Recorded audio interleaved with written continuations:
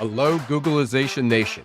Welcome to Better Leaders, Better Workplaces, a GGG Unleashed podcast with thought leader Vivian Blade.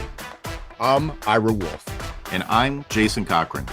In each of Vivian's episodes, we'll cover the latest trends and emerging practices around creating resilient workplaces. Let's begin. Hello, Googleization Nation.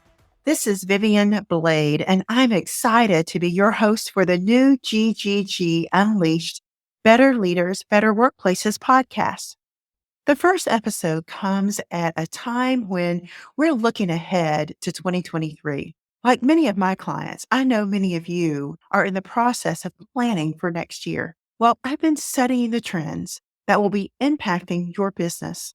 So today, I want to highlight some of the most pressing trends that you need to watch out for and bring your attention to strategic areas that will need to be front and center for you. We all feel it. We continue to be in an environment of disruption, and 2023 will be no exception. Let's look at some economic indicators first. Inflation and global supply chain challenges are going to continue to be a sore spot for us. We know the U.S. Federal Reserve will continue to raise interest rates to slow inflation and to slow growth. Slowing global growth and recession are also imminent. And then there's wage inflation.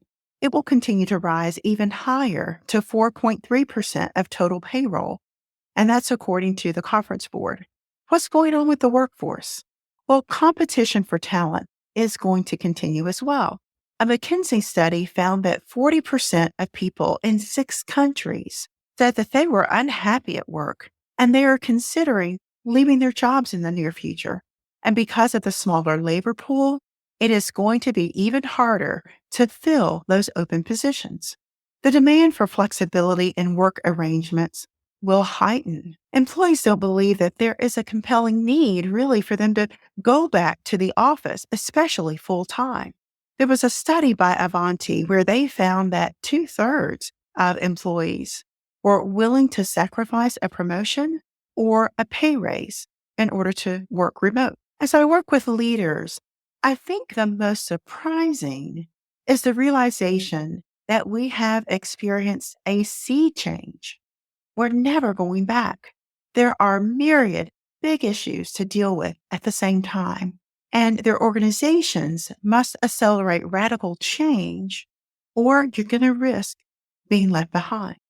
Here's how these issues are showing up for the leaders I talk to. I was talking with a leader who works in the hospitality industry. They continue to struggle to rebuild their workforce and to retain those employees. So to fill their open positions, they're having to go outside of their typical industry and recruit individuals who previously worked in other industries. To be prepared, leaders have to get ahead of the trends so that your organization can proactively adapt and chart your own path forward rather than being reactive.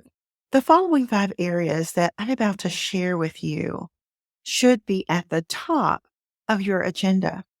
The first focus area is HR's value creation. HR is in one of the best positions to be the champions of change to build flexible and resilient organizations. But the reality is that there are big gaps in perceptions about HR's real influence in the organization. HR must take the lead on ensuring that their organizations have the purpose, the talent, leadership, structure, and capabilities and human-centered culture to be successful. The second area is leader effectiveness. Leaders have to be willing and able to create a positive workplace culture that's focused more on your people. Still, among the biggest reasons why people are quitting their jobs, or quiet quitting as we're hearing so much about these days, is because of a bad boss and a toxic culture. Gartner suggests that the new imperative is the human-centric leader, which is defined by leading with authenticity, with empathy, and a keen ability to actually adapt.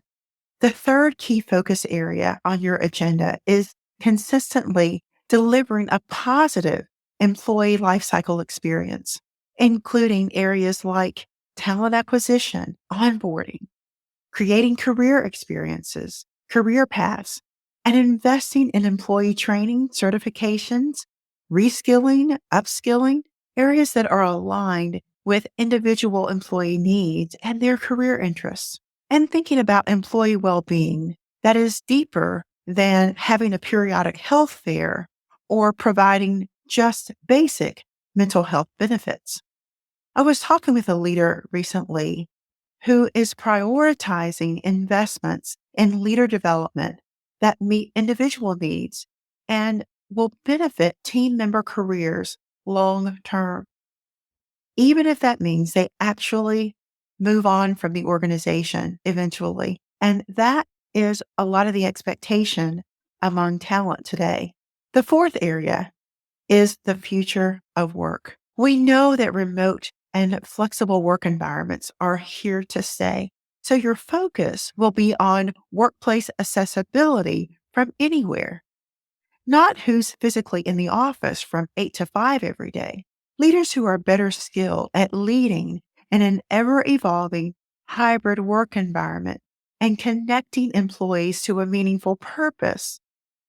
Those are going to be the leaders who will be able to build much stronger teams. The fifth key focus area at the top of your priority list needs to be organizational resilience and agility. Change and the uncertainty that comes with it are inevitable. You have to be positioned then to respond in a way that doesn't exacerbate the chaos and the overwhelm that people are experiencing. And that's so easy to fall into when you're constantly in firefighting mode. In our upcoming episodes, we'll be digging into these focus areas with specific strategies to better position your organization for profitable growth.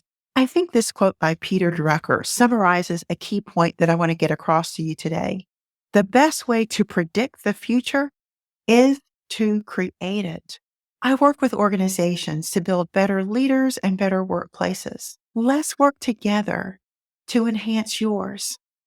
And connect with me on LinkedIn. I'm always sharing resources and generating conversations about the topics we talk about on this podcast. I'd love to hear from you.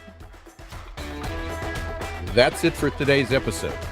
Thank you for tuning in and learning how to develop better leaders and better workplaces. We'll be back next month with Vivian for another episode. But until then, you can access some of Vivian's resources by visiting her website, vivianblade.com. And remember, don't let the shift hit your plans.